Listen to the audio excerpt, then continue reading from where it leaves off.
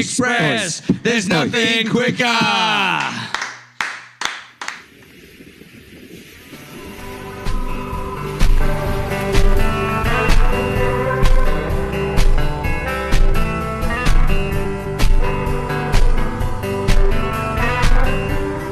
I'm Ilana Razbash, and this is Radio Architecture.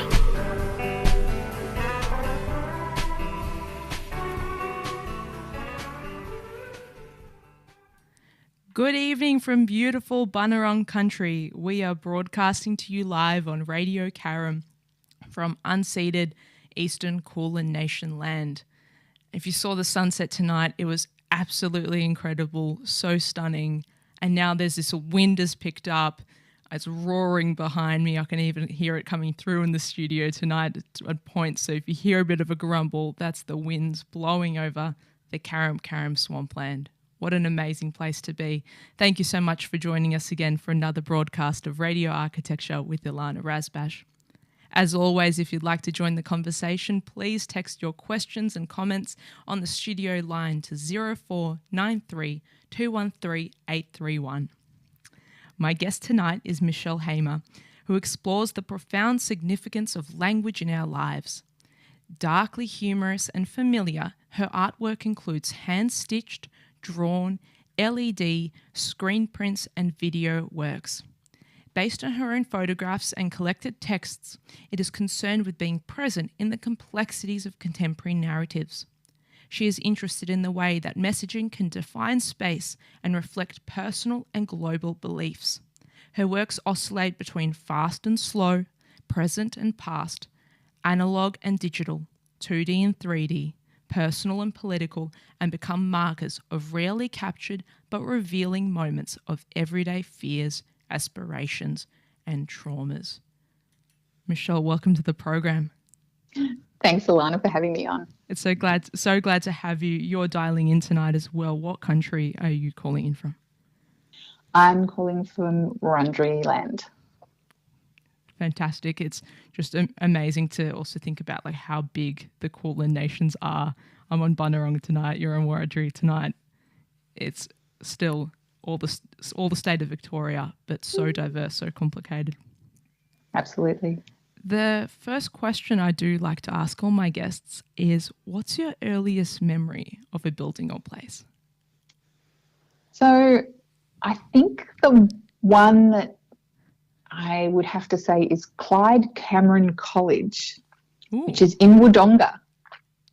If you don't know it, it's actually a Kevin Borland building, which I had no idea, of course, at the time. But I was a child and my father would sometimes have for work conferences in and around regional Victoria and New South Wales. And we would stay at random places for like long weekends, joining him while he was on a conference. And I remember this crazy building that as a kid just was so exciting to explore and roam around. It really always stuck with me, I didn't realise how much till one day sitting in an architectural history lecture, it came up on a slide. I was like, hang on a minute, I know that building. I was there. What were some of those elements that captured your imagination? I think that, it's a kind of crazy brutalist building, but it had, I remember it having like, they were almost like tunnels. There were these like rounded corridors and it was colourful. And then there was a lot of concrete work and not much has changed. I'm still a bit of a fan of brutalism. I'm about to plan a road trip to Wodonga. This is sounding amazing. So many great things also being built now on the Murray. Amazing. Yeah, wow. I also have early memories of Harold Holt Pool, which I also realise, thinking about it today, is also Kevin Borland, brutalist. So. Yeah, very much in the same style. Very consistent. Crazy early memories. Did that inspire your interest in studying architecture? I don't think so. I sort of feel like I fell into architecture in a slightly unusual way in that I had a whole lot of different interests and I had actually done work experience in architecture and Didn't love it. There was a lot of photocopying involved, and I thought, oh, this is going to be boring. But as it got closer to decision time, I realised that it was probably going to be a course that fitted a lot of my interests, and I had too many things I couldn't choose from. And I thought, well, super hard to get in. I probably won't get in. And then I was like, well, I guess if I get in, it's meant to be. Exactly. You just have to try. You just have to apply. Yeah, and so then I got in, and then it was like, oh my God, this is crazy intense, and I love it. And that was it. You fell in love. You went through really the full training, the full 5 years. Mm-hmm. Mm-hmm. Yeah. But you didn't register as an architect. Instead, did not registered. No, worked for a short period of time as a graduate designer. And then did some research assistance with Philip Goad. With Philip, Conrad Hayman and Geoffrey London for their research into, they were looking at housing between 1950 and 1975, 1950 and 1965, and I was on doing primary research on the architects involved, so finding all the articles about them and actually meeting with as many of those architects as possible and getting their biographies. In some cases, they didn't have lists of works, so helping them put together lists of works and discussing. Many of them, interestingly, had basically left architecture and didn't want to talk about it at all. Oh, and wow. So I had to really work at trying to coax them into talking to me and meeting with us and allowing us to interview them. Ross Staley ended up giving me, from Mockridge, Staley and Mitchell, ended up giving me a pile of photographs that they had taken researching schools and churches and they travelled around the world in their research before doing their projects here. And he basically was like, oh, we've destroyed all these drawings, but like, oh, we've got these photos. Oh, well, if you're interested here, you can have them. Wow. A few of them didn't want to talk about it anymore. Why did these people have such extreme reactions or extreme aversions? I'm not sure. I think that look, architecture's hard. It's a rough profession, and as much as we sort of all love it and go into it really passionately, I think at certain points some people end up really jaded from it as well. And I don't know whether they'd been burnt or what had happened, but I remember having a conversation with Neil Clarahan about him burning drawings. It's incredibly dramatic. Was it? Yeah. Was it shocking, or was it in a way cathartic to hear these personal stories? For me, it was pretty shocking at the time. I was really surprised and I was super enthusiastic and I was so excited to meet them all. I wanted to hear all about them, and then I'm getting met with, oh no, like I've burnt my drawings. No, I don't have an archive. Oh, I don't really want to talk to you. Oh, a classic case of never meet your heroes, it seems. Yeah, but they were, in the end, they were all really lovely and they were really good to me, and we had really interesting conversations, and it was a super interesting project to be involved in. Was there a book published after all this research? I think it has been published, but it took many years, so I haven't actually seen it. So it didn't happen at the time. Yeah, we might do some research on that and post it on our Insta story for listeners. Yeah, and probably save it under our reading list tab on Instagram. That's at Radio Architecture there for anyone. And if you missed the previous phone line numbers as well, just hit the contact us button and send us your questions for Michelle. I'm interested how your art practice is incredibly spatial. It's quite a natural connection. These themes are incredibly legible for me, but how did you make that transition into being an artist?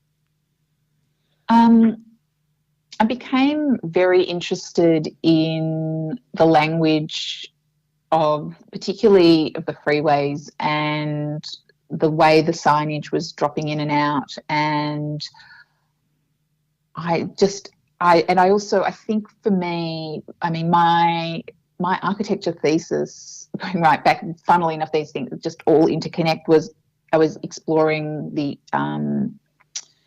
difference between public and private open space. And I began noticing all this signage, and the signage I realised also falls in this kind of in-between zone of being, it's public space, but it's not truly public space. And often you notice it while you're driving, and particularly on the freeway. And so you're in this enclosed private moment, often sitting in traffic, but you're in this, but in a very public zone as well. And so I became really intrigued. And it's often on, off ramps of freeways as well, and under and near bridges. And I just thought, well, yeah, it just sort of became increasingly interesting to me. And the way that the pixels change in an LED sign over time has a large correlation to the pixelation of a stitch. So it ended up being that I ended up being able to stitch these signs and capture the changing nature of them, and capturing, through working in series, really, the way they change over time. It's a really amazing technique that you use. It's the stitching onto a hard plastic form, isn't it? Yes. So it's not completely stiff. It has, but it has its own sort of integrity. So it doesn't need to be like a lot of hand stitching or woven work is on a loom or on a frame, and this, because it's of the plastic, it's got its own integrity, but it is bendable, so it has some softness to it, so it shifts and moves, and so I can maneuver around it. It's not solid.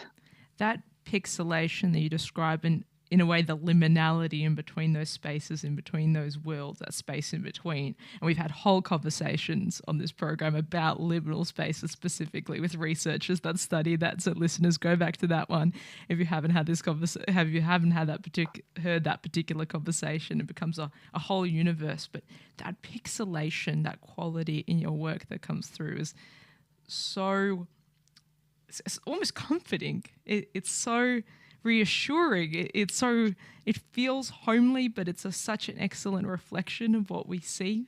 It's an accuracy that meets a tapestry.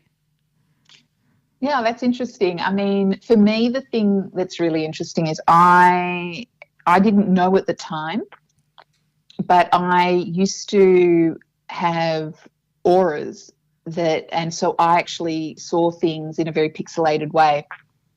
And I didn't know that everybody didn't see that way. And so I think that probably me being able to work this way evolved from partly the way my vision worked. And it wasn't pixelated like that.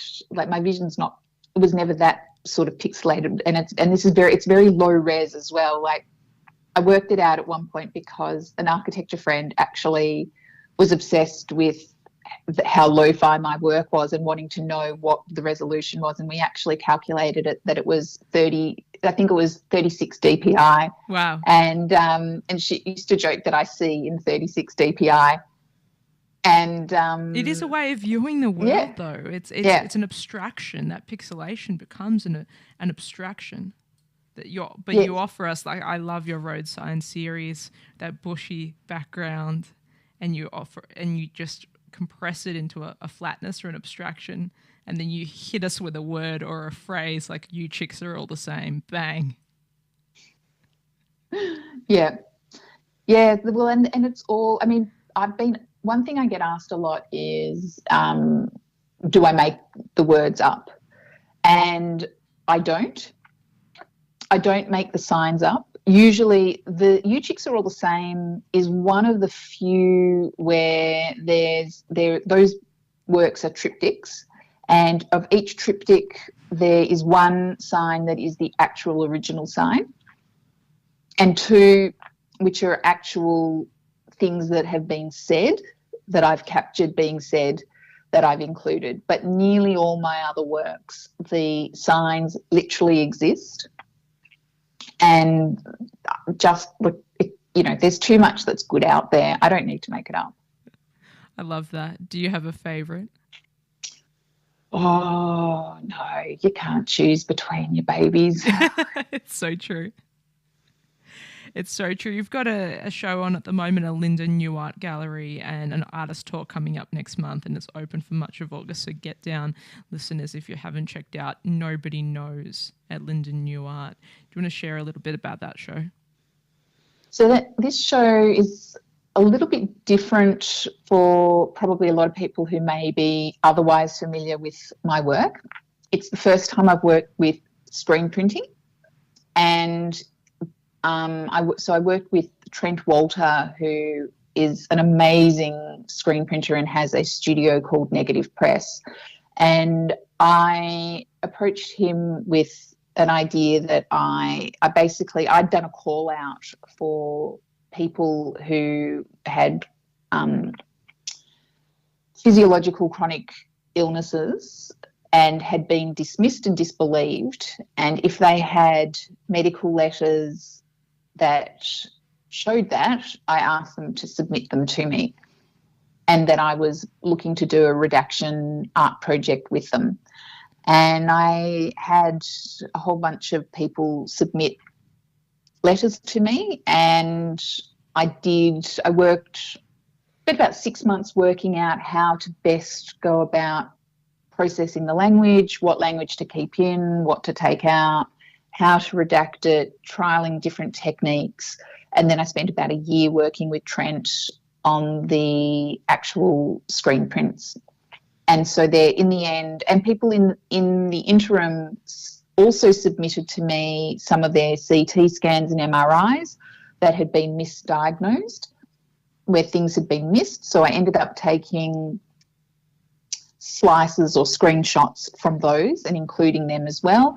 And people also shared with me a lot of anecdotal stories along the way too. So I took all of the works ended up with me making a series of 21 editioned prints.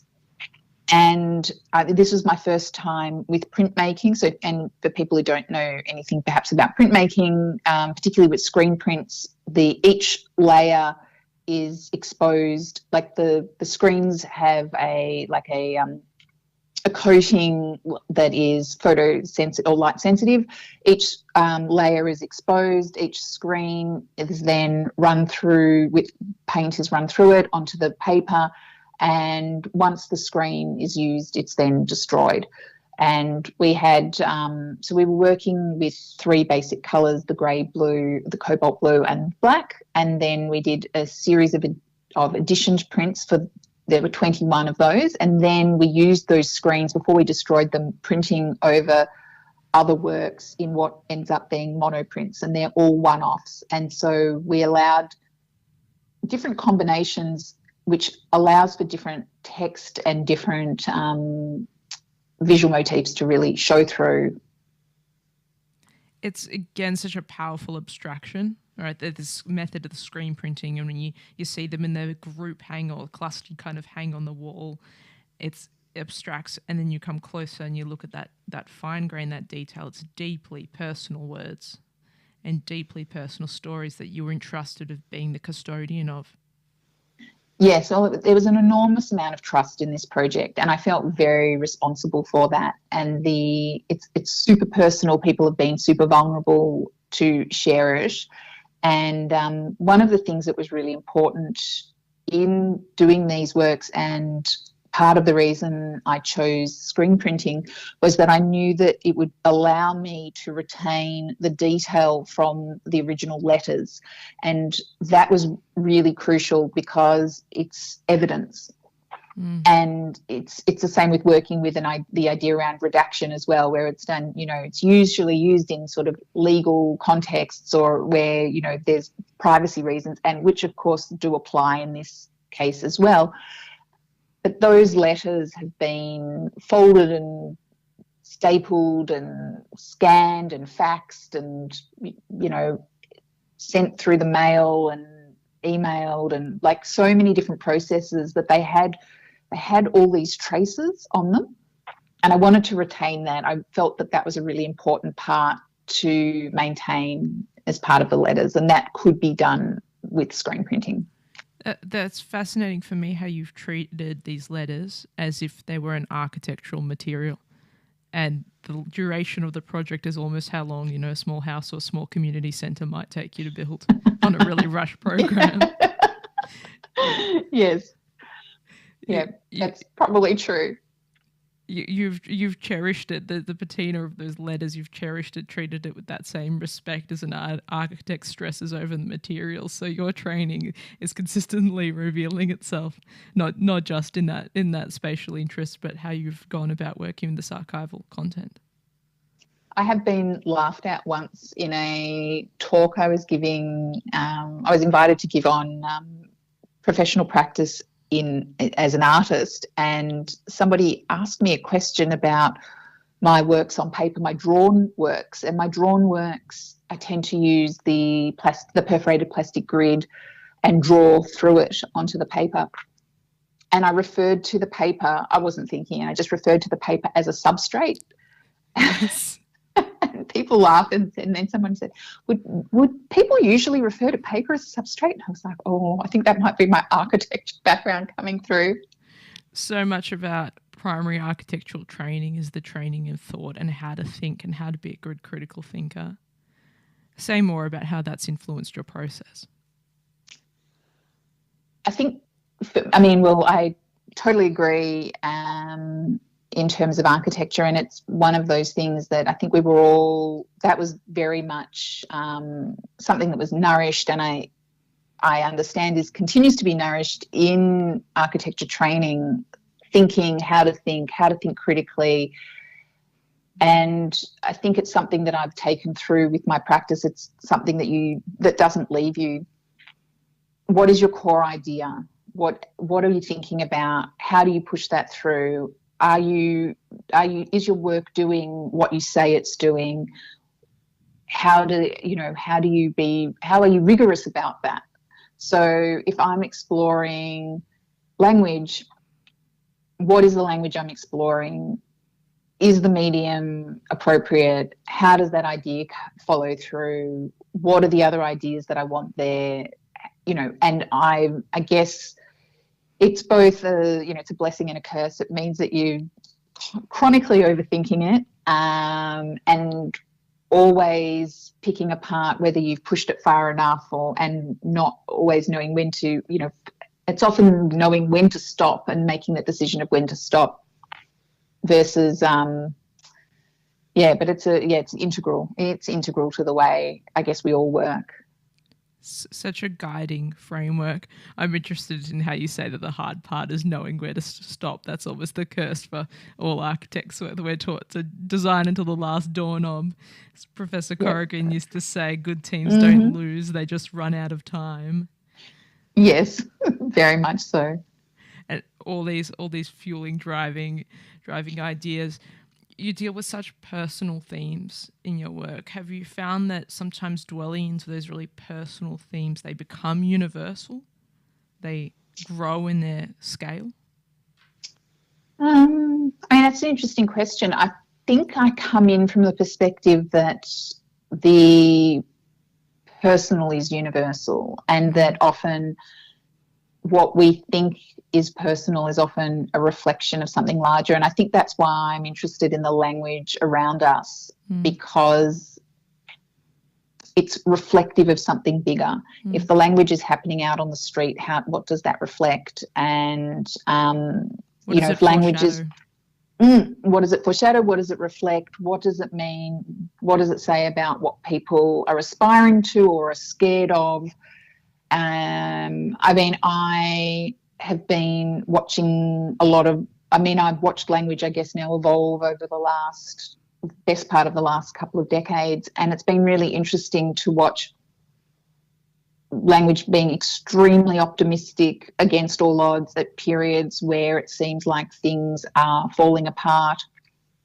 And then language being really dark and humorous. And then, and at the moment, there's a lot of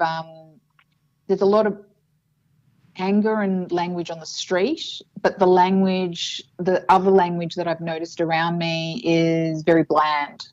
And so it's this really strange kind of thing of where it's kind of like there's balance of where there's a lot of anger, but there's no nuance, and there's lack of subtlety, and it's a really interesting thing where I've noticed that I'm documenting a lot less than I usually would.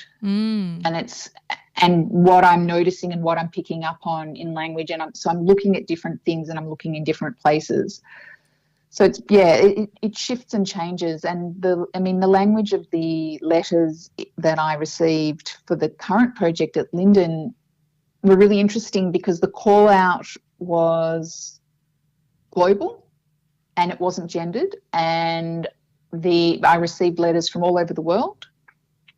Majority are in English, which my call out was in English, so that's not surprising. But I did receive letters in German and Danish as well. And the issues were the same, and I tried to ensure I did my due diligence in checking in both with the people who submitted it and also some others with double checking the language, working out, making sure that I understood correctly what was being said and how that was working, and how to redact that. And also noticing that, overwhelmingly the work that was submitted, whether it was from men or women or other people, it didn't really matter. It was all quite gendered regardless. So there were strong themes throughout. And so I think that's something that I've come across consistently, where even if I think something is really personal or really specific to a specific location, it often resonates with people somewhere else in the world. And sometimes it even surprises me who then either wants the work ultimately or who connects with the work, because it's not necessarily, you might think, oh, this is super, super local, and then you realise that actually it's not at all. It becomes universal. It's interesting how you don't have to have all those answers, that you can hold space for that emergence to occur in the work, for those things to be revealed to you. I think, and maybe this is one of the differences between being an artist rather than an architect, is like as an architect, you're problem solving and trying to provide some answers to questions for a specific project. As an artist, I think I'm more concerned in posing questions and opening up the conversation. So I'm hoping that there's a conversation that emerges, and if that opens up, that's great. And I don't know, and I have to kind of be like, okay, this is going out into the world, and I don't know where it's going to go. I don't know what's going to happen to it. And I think the more and the longer that I am an artist, the more I realise that, because work gets included and picked up in different situations and goes into a group show or gets sent overseas or gets invited to be as part of, something that I could never expect. And so it kind of ends up with its own life, and it's like I've put it into the world and then it does its thing. And then you set your babies free. Send them off in the world, and your work's ended up in some amazing places, like from the Relax We're Doing Great series, which is one of those super optimistic phrases you mentioned before, words seen in public space, and then it gets displayed on Fed Square as the slot machine video. Say some more about that series. Oh, firstly, I'll say the slot machine was shown on Fed Square was very special to me, because you can actually see the Crown logo in the background, and that was kind of a little moment of joy and amusement.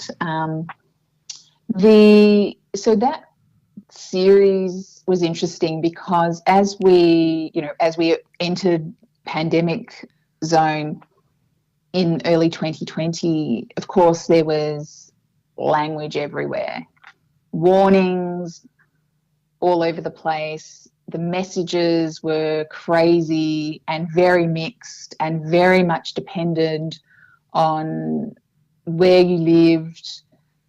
I felt like it was totally a lottery of language. Your socioeconomic background influenced things a lot, and where in the world you lived influenced things a lot. But people started sending me photos because, of course, people were coming across signs everywhere, and people do send me signs, which I do love. And so I had so many, and because initially I thought, oh, I'll make a couple of works from this, and then I was like, I've got too many, and there's too much, and it's just mounting up. I thought, what do I do with this? And I had the thought, I've been increasingly interested in how my previous work, where the layouts were the same, could be made into GIFs. And I liked that you could play with the movement of the pixels. And so I thought, well, if I keep the layout the same, I can work a lot faster. I can make many more of these, and I need to capture the vastness and the quantity. But I also thought, I really want to make a slot machine. What it should be, it's really got to replicate this idea of the lottery. It's really got to be that we don't know what we're doing, and it's kind of the luck of the draw what's happening. And I didn't know if I could pull it off. And I was very fortunate that I found somebody who was crazy enough to agree to try and help me create a slot machine with the works. And Oliver Clifton produced that for me, and he said to me it was one of the hardest film projects he'd worked on.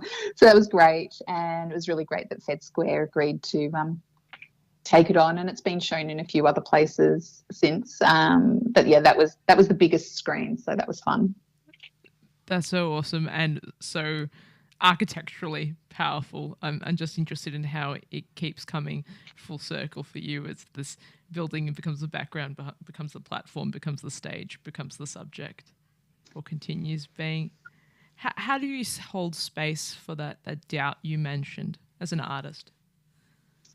How do you get comfortable with that discomfort?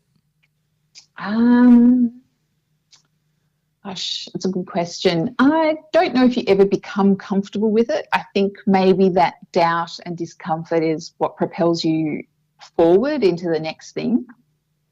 And you're never quite finished with an idea or something you're exploring. So then the next idea is brewing, and you think, I'm going to have to do that. So I'll have to try and do another project which explores this next idea and see what comes of that. What are you currently curious about? Well, so at the moment, I've just gotten some more funding to expand the project from Lyndon. So we've got a call out for people who have been medically dismissed and disbelieved, but don't necessarily have letters for it, but to actually submit their own experiences in writing. So we have a portal up on the website to capture things for that. So that's so I'm very interested to see what comes through with that, and working with a few writers to write pieces to go in an artist book. And I'm increasingly interested in working in other mediums. So sort of thinking about ways that you can, what are the materiality that comes out of all the scans and the letters and the images that I've been working with, and how I can take that further.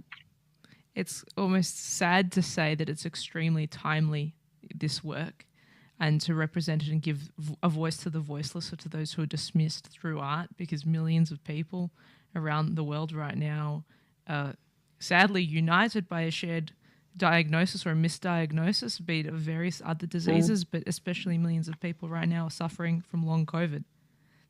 Absolutely. And there's an epidemic, a second underlying epidemic. Absolutely. And I think, and that's interesting that you mentioned that, because it's something that's not talked about very often. And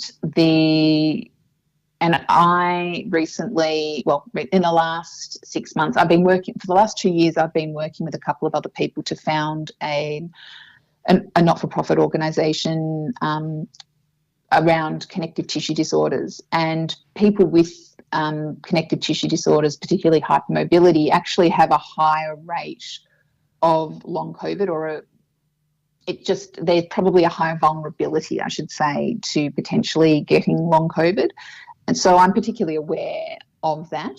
And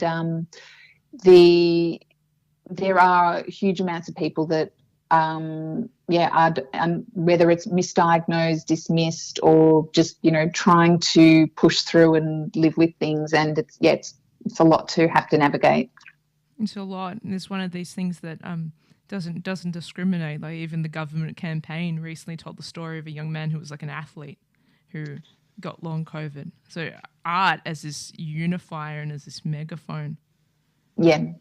Well, I've been having conversations with doctors in relation to my current project as well. And it's interesting that one doctor I was talking to was saying she's really, really careful about masking continuously and about how people behave in her department within the hospital, because they have a colleague who has long COVID and it's affected them really badly, and they haven't been able to come back to work. And she's really concerned for herself about getting it. And so, it affects doctors, it affects nurses, it affects, other people in healthcare, athletes, crosses the spectrum. Absolutely, everyone. Do you want to say a bit about this foundation you founded, and what is it, connective tissue disorders? So it's called CTDNA, which is Connective Tissue Disorders Network Australia, and it's the only official advocacy and education organisation that's registered as a charity in Australia. And connective tissue disorders, it's heritable connective tissue disorders, I should say. And heritable connective tissue disorders include things like Ehlers-Danlos syndrome, Marfan syndrome, Loewy-Dietz syndrome, Stickler, and they're usually where the connective tissue in the body doesn't function properly. So it might be that your collagen doesn't function right, which affects your ligaments, but it can, people think of ligaments in arms and legs and collagen, in your skin, but it can affect people's eyes, it can affect hearing, it can affect things vascularly. So it's multi-systemic and it interplays with a whole lot of other conditions. And it's one of those things where often it's not something people know a lot about, and so it's often very missed. So, the hope is to improve education on it, improve particularly GP awareness, but in amongst and improve access to care for people. So important. So absolutely important. Such a underknown, under-talked about thing. We're so glad you can also share that tonight with the listeners as well. My pleasure. As well with us on the program. I'm wondering about how in architecture, disability rights, disability advocacy, the AS 1428, which is the Australian standard on disability access for listeners, this is something we work with every day. At times because we have to, but at other times because we want to do better, and we think about universal design principles, and we think about how to make a building more equitable, more accessible for people. How does the art world or art practice kind of collectively grapple with those themes? Is it something that's collectively looked at, or is it more up to the individual? I don't think it's collectively addressed. It was interesting because on last weekend we had a panel at Lyndon, and we had a couple of doctors speak, and we had somebody who's an arts consultant speak. And the arts consultant has her own experiences with chronic health and with being extremely dismissed within the healthcare system. And one of the things, though, that she spoke about as well was about how she was treated within the art world and within certain jobs. And while she's currently extremely well supported within her workplace, there have been times where that hasn't been true. And I think it's one of those things where, you're expected to be able to travel a lot, travel to shows, standard openings, be able to. It's very you have to be able to perform. You have to be out there. You have to be able to talk to people and interact, and that's a very important part of practice as a professional artist. It's what the making of the work is really only one part of it, and I think that that's not something that's done super well. I think there are good intentions, but I think that that's something that's not always addressed. It's interesting to hear you say the doctor was on a panel in an art gallery. How often does that get to happen? Well, they were rapt. I think they were really so pleased to be able to do it. I think it was pretty rare for them as well.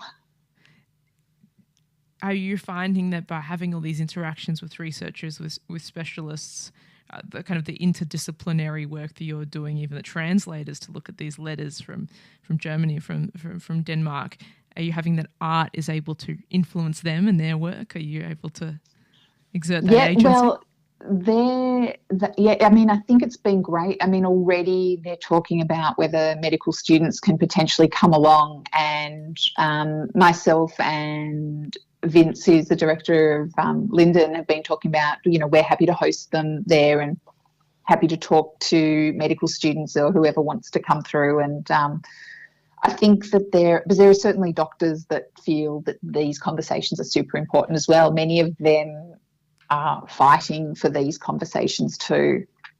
They want things that, like this is the thing is I feel like, and that's one of the things I was really conscious of in making the work, was that I wanted it to be about how do we have conversations and how do we hold space to have conversations when things are difficult. Mm-hmm. And I think that's something that gets lost in general. I think the dismissal and disbelief is also not just something that happens in medicine. It's something that people do in everyday life. It happens all the time. We do it to each other. And, if we can admit that we do it, we've got a chance of being able to have conversations about it and, check our own hypocrisy and think about what we're saying and how we're treating other people. And it leaves us in a place where we can potentially talk about how to do better for each other. And, so I feel like it's a much bigger thing than, it's like, I feel like in a lot of the work I do, I mean, it's like it's one example, but it's something that's happening in a much bigger spheres. So there are certainly people across the board who are interested in varying ways. It's the amazing power of art to reveal these truths to us.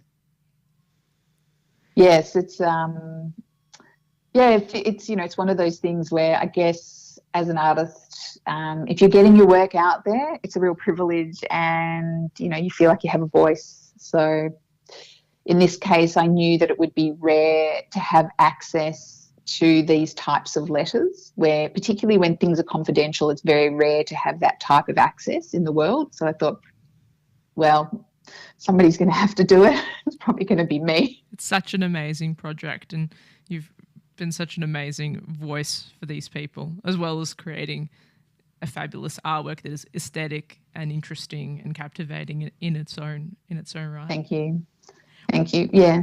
What's something that's been unexpected for you or surprising throughout this project?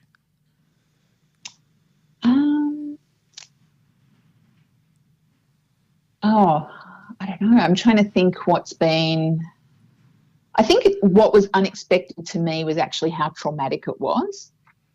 In the beginning, it was very traumatic. But what's been probably the best part of it, which I guess was not super surprising for me, but it was hard to work out where to strike the right tone, is that everyone I've come across who has chronic health conditions has a very dark sense of humour.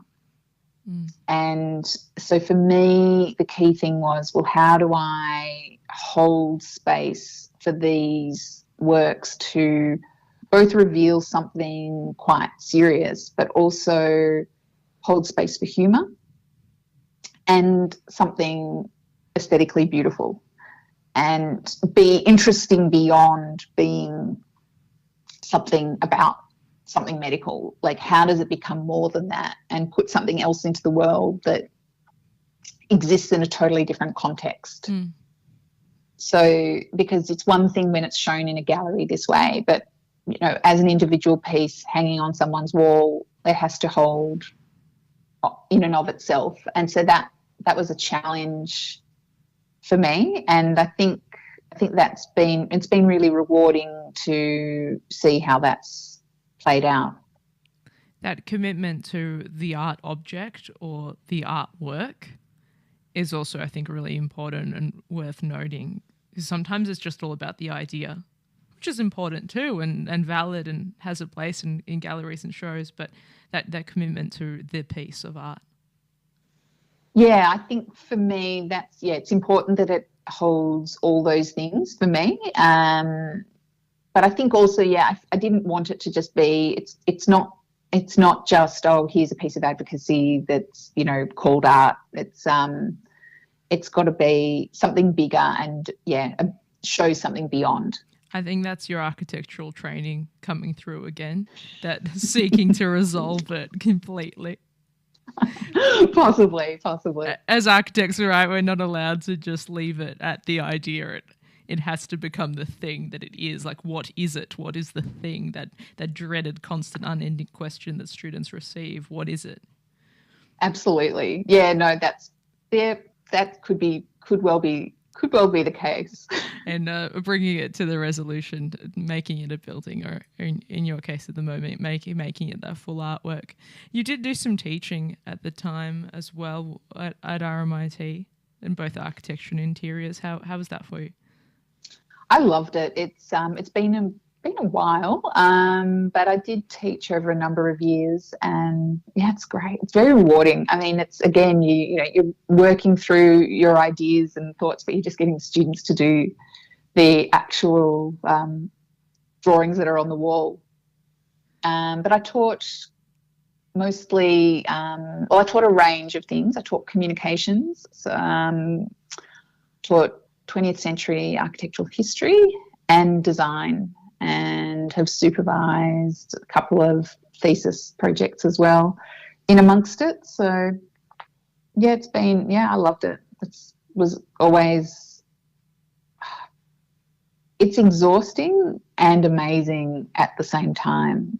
And I feel like one of the things that I've always loved about RMIT in particular, I mean, I've done assessments at other universities, but haven't actually taught anywhere else. I can't speak for anywhere else, but it always felt like it's a small enough cohort that you just feel like you're in a different stage of the lineage of going through. So I remember when I was a student and the people who were teaching me, like, they were keenly aware of who had come before them, and the people, and they would talk about them, and it was very much part of how we were taught. And then it felt for me like the people that I was teaching were just like another step along that. And so we were all sort of part of having the same interests and exploring similar things, just in different stages of our education with it. And we were all just learning sort of together and, mentoring and supporting each other. Who are some of your artistic influences at the moment in your art practice? Now, or who have been? Both. Oh gosh, you walked into it. Artistically, probably. I mean, Jenny Holzer, definitely.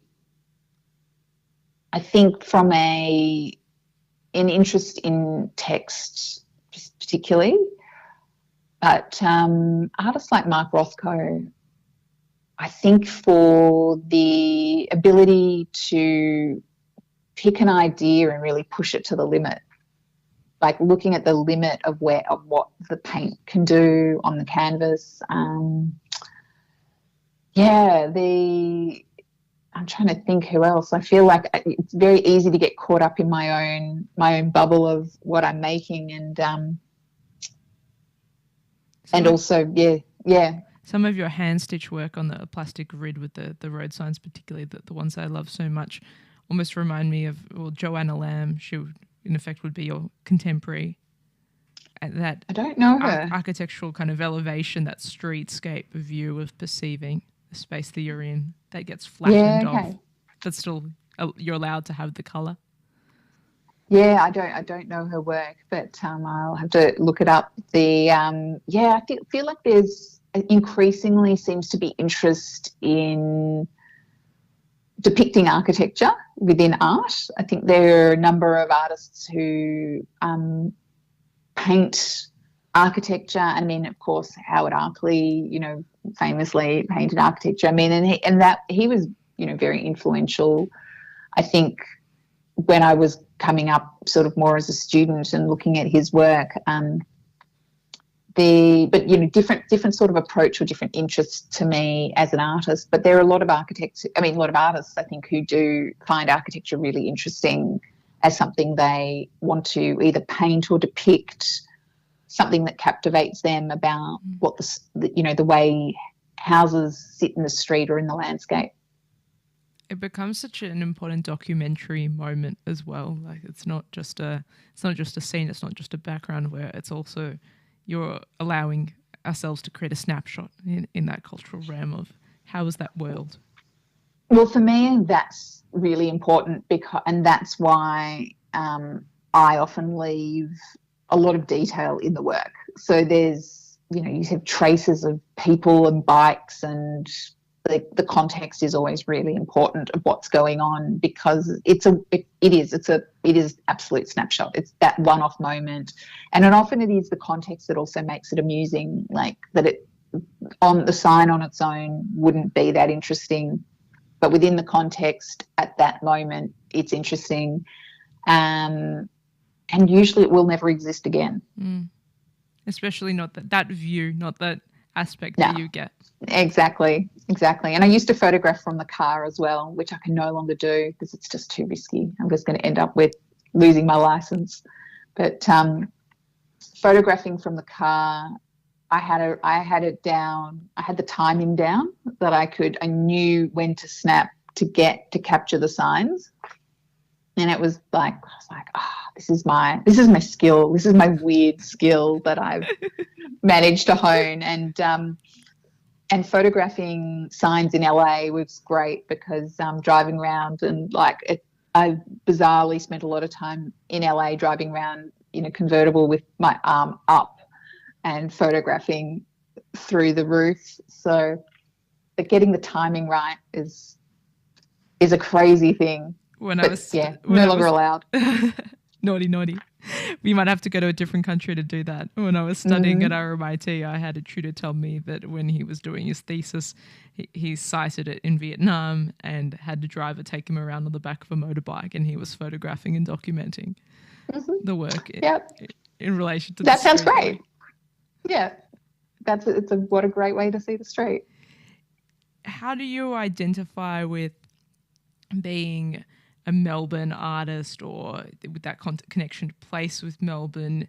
And I'm wondering, how does that work with being as part of the Melbourne art scene, Melburnian artist? Do you have a connection to place, but in the context of your practice and community? That's an interesting question also. I think, interestingly, as an artist, actually, I think I felt more local as an architect than I do as an artist. I think it feels more global. And many of my favourite conversations are with people internationally, and I have people in London and in the US who I speak to really regularly about art. So I actually think I feel more connected globally. And I think also, these days with so much online as well, you're keeping an eye out on what's happening, and it's not necessarily in your hood. and, you know, people are in their own space and what they're doing.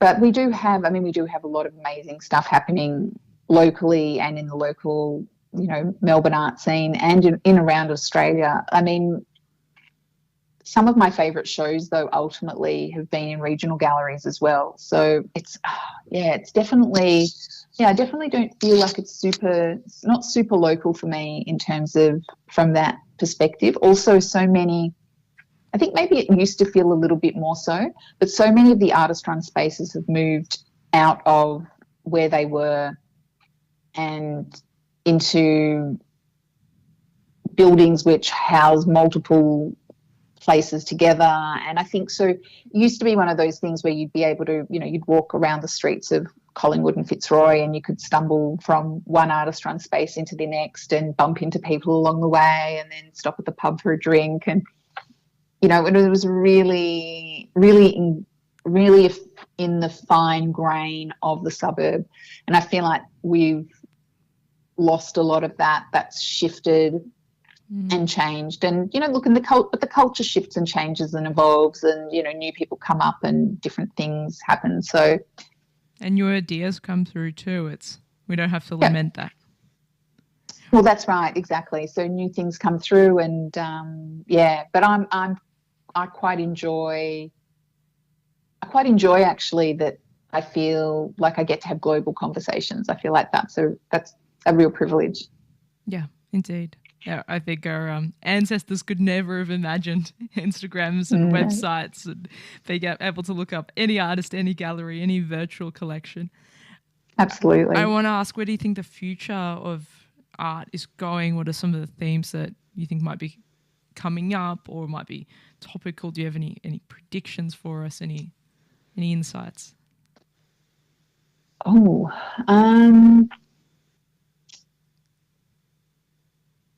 I'm not sure. There's a lot of anger in the arts at the moment, and I don't know where that's going to take things. I don't know. So yeah, it's an interesting time, but I definitely feel like with my current work, I'm very optimistic in the way that people have embraced it and want to continue the conversation and want to keep working on other things and bigger conversations. And I know that there are gallery spaces that really want to invest in those conversations as well. So I think that, that's an exciting thing. So we'll see where that goes. It's the age-old adage of find your tribe, find your people. Yeah. I'll ask my last question, and that's, what gives you hope? I'm going to go with conversations and being able to hold space for different ideas, multiple truths, things happening simultaneously, and finding the language within what's not said and the nuance. And I guess that's something that I've been interested in my whole practice and try and work with. And I like to hold hope that there's more of that and that we can create more of that and allow space for more of that. Hear, hear. Well, thank you so much for sharing your words and your language and yourself with us this evening and for joining me on the program. Thanks so much for having me on. Thanks for joining me for another evening of Radio Architecture with Ilana Razbash. This live show was broadcast and recorded in the Radio Karim studio on Bunurong Country. You can replay this show wherever you get your podcasts. Thanks for tuning in and supporting community radio. Take care.